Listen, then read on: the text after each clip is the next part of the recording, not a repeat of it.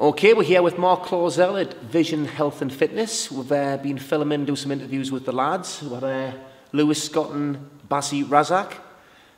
Looking very good in sparring there, Mark. Yeah, they are fantastic. I mean, Lewis, what we've seen there in what we've seen tonight in Lewis was, another side to him, to his fight game that's been improving. As he brought on James Watling, who you guys interviewed earlier, as a strength and conditioning coach, and the presence, the physical presence that he's got in the ring there now, how he's holding his feet, catching shots, and he's just not moving. I think that guys are going to be in for a real good treat on the 29th of November. I mean, Baz looks sharp as hell in there as well, and he's lightning. When you analyse things, you think I'm not slagging Rhys Pagan off, but Rhys Pagan doesn't have Baz's speed or power or mobility that he's got in there. And when Lewis can deal with that sort of thing that he's got there now, and then you look at the way that he is, and you think, well, you factor in the little 10-ounce gloves and the way he's standing, avoiding that power he's got for 10 rounds. I can't see it going the distance. And it's going to be on a new channel as well, isn't it? It's the Made in Tyne Wear? Yeah, Made in Tyne Wear, yeah. Lewis Pendleton from Fighting Chance Promotions, I believe, has been working there very, very well. Been speaking to them, and he's locally struck a deal with them there and worked hard in the background to bring those guys on board, which is fantastic. It can only be good, can't it? It's more publicity for the guys and more media for them. So is that going to be beamed out live, or is it going to be like a delayed beam out, or what's the situation with that, do you know? No, I believe that the first one is going to be pre-recorded and aired twice, I believe, the following week. To be honest with Lewis from Fighting Chance would be a better one to talk to about that, because he's sort of dealing with that whole side of it. I'm not 100% sure. From what I've been told, is it's going on Made in Tyne Wear, and as far as I know, they're going to film it, pre-record it, and air it out twice the following week. Because from what I've been hearing, tickets have been going really well for the show, so not everybody is going to be able to get in there, and obviously people may have their own plans, so they will be able to see the lads fight. Yeah, from what I understand is they're going to put the 3 main title fights on there. The rest of them, I really don't know. Yeah, well, the best person to speak to will find out nearer the time. The best will probably be Lewis from Fighting Chance regarding that. So obviously you've seen a difference in Lewis Scott since James came on board, and obviously the way that he's actually looking in the ring. I mean, I'm not a boxing trainer, but I can actually recognise it. In terms of Bazzi, every time I come down here and I see him train, he looks better every time. Well, like I said, we were fortunate enough to, and the guys from MA Brothers, Umar and Nifran, were kind enough to come and see Baz train, like what they saw, and kindly got on board as a full-time sponsor for Baz. So this made a massive difference in his training, and it allowed, opened up doors and allowed him to commit more. So instead of having to go to work full-time, 9 to 5, he's allowed to have the funding, which allows him to commit to the training times and the regime and the routine that he needs in order to get where we want him to get. And that's why we're seeing such vast improvements in him. Because a lot of professional boxers, I'd probably say the majority, the professional boxers, a lot of fans aren't aware that they actually work full time. Yeah.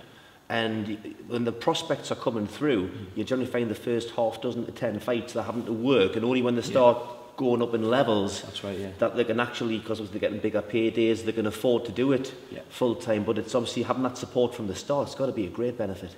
It is, and it's something that I'm still working on with for Lewis Scott now as well. There was a couple of shows, I think it was the back end of last year, was 1 or 2 shows cancelled, and a few fights fell through for Lewis, and we had a few big sponsors come to actually look at him, a few executives from the company come to look at him, so hopefully they're going to be there on the 29th, like what they see, and they're going to get behind Lewis, and hopefully we'll have full-time funding for him as well. Fantastic. So we don't know yet if Trevor's going to be on the show, or do we know yet? He's down to box on the show, and we have an opponent for him. The only thing with Trevor is he's had to go to America for a few weeks. I've been unable to actually get a hold of him, but that said, from what I know, we were planning for him to train for 2 weeks while he was out there in 2 different areas, one being Texas and one New Orleans, where he was going to hit some boxing gyms and get some sparring training.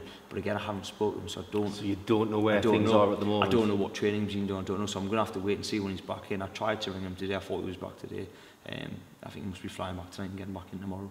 But you've actually managed to sort an opponent for Trevor now, have you? We've got an opponent, yeah. Mick Mars, the matchmaker's been working on it, and he's gave us a name for an opponent, and we've accepted that one. So we just need to finalise a few things when Trevor's back. If he's been training great, he's 100% his boxing. I mean, he was really fit when he went anyway, and he was already sparring 6 rounds. So we're still quite a number of weeks away. So I don't see if he's back in tomorrow there being that much of an issue as long as he's down on weight. Still, just need to get it confirmed, really, don't we? Just get it, yeah. So the next 24 hours we'll know 100%. Fantastic. Well, since we were last here and our last interview, there's been a bit of controversy, some people would say, in terms of some of the things that you said in there. Personally speaking, from my perspective, in the conversations that we were having, I didn't think there was any problems. However, obviously people can interpret things differently. Yeah. I think, when we're talking about the media and we're saying, what do we need to do with the media? Obviously, these things are cut and edited, and I don't know how. I watched it back once, when I was here, and it might be that they've not heard the full question that was placed prior to that. Was what do we think as managers we can do for the fighters? Now, I never said that the managers aren't managing the fighters correctly, because far from that, we are. Everybody's doing a phenomenal job. I mean, the area is thriving with North East boxing, and the talent coming through is just phenomenal. We've got more pros than ever right now. The comments that I made were that, look at it this way. If there's only 2 boxing shows next year, right, and we've got, I'm just going to put in Andy Buchanan headlining in February, and then at the back end of the year in September, you've got, say, Johnson come for headlining down in Sunderland. What I was trying to explain was that if we're only using the media when we've got events on, and using whatever outlets we've got when we've got events on, it's going to be too far and few between. You're not going to have that. You remember Andy Buchanan for the fight coming in February, but come March, April, May, that name's forgotten about. And then the next show is somebody totally different. So he's the one that's in the limelight on there. So, and the reason this arrived when we sat down and talked about, trying to put this sort of together and try to do little video blogs, was to try and keep the lads in the public eye a little bit more. I mean, Baz has I think it's an Instagram or one of those Pinterest or whatever it may be, and he built up, we told him to do it, and within a matter of a month, just putting little mini video blogs on there, he's got over 1,000 followers. And he just put a daft thing on, like, being a train, going to drink my supplements, or going for a run now, and whatever it may be. Just but it's keeping people in touch with what he's doing. It's keeping them in touch with the whole lot. So it wasn't, and I do, if somebody's taking it the wrong way, please watch it back, listen to what was said. And I didn't mean to offend anybody, but if they actually do watch it back, they'll see the point that I was making about the media and in the way that we utilise it. It doesn't necessarily mean that it has to be ITV, Sky Time, well, that's not going anymore, or what it may be. It just has to be some form of an outlet that public can have access to, whether it's YouTube, Facebook, Twitter, Pinterest, Google+, whatever it may be, Instagram, whatever you want to put it on, that they can keep in contact with. And if you're on Twitter and you've got 10,000 the constant steady flow. Constant steady flow of information, update. It's a little bit like guerrilla marketing. They're constantly seeing that person all the time and reminded of it, and they're following, they like what they're doing. And whether they're in London, if one of the lads ends up fighting in London, these guys could be a fan and following them. They go, I want to buy a ticket to go and fight in London. And that's more and more bum on the seat. And that's what, it's a numbers game. And you've got to be selling tickets. And that's the point that I was making. Not managers aren't doing the jobs for fighters, far from it. And not that, we're not doing enough in the media, because that was the whole concept behind the point. Well, I remember the conversation we were having, and it was a matter of, I said beforehand, that the media hasn't been doing as much. It's the communication process, and that's what we're trying to do by improving the communication, giving the fans more of a foundation.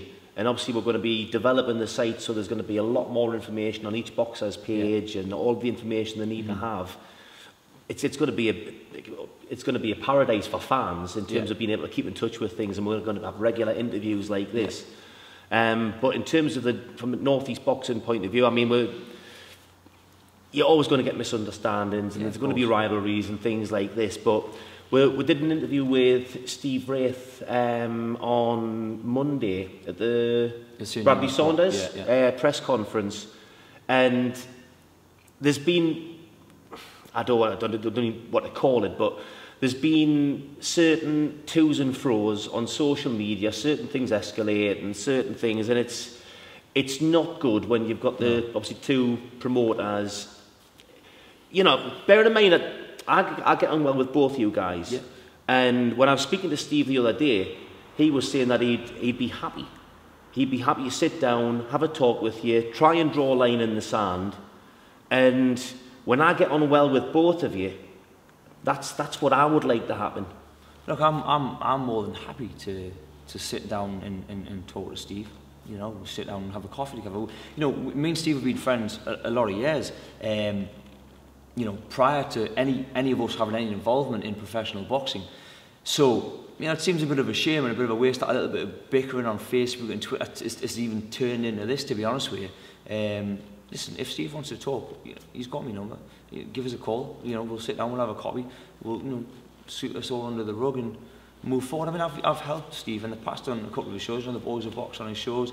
I've helped with the promotion on it. I've helped bring sponsorship to it as well. So it's not like I'm Steve Rafe doing his thing, I'm having nothing to do. No, far from it. You know, I'm happy to work with Phil Jeffries, I'm happy to work with Steve Rafe, I'm happy to work with anybody. It doesn't bother me. Listen, it's not about me. It's about the boys boxing, you know. So, I'm not going to be the first person to stand in the way of progress.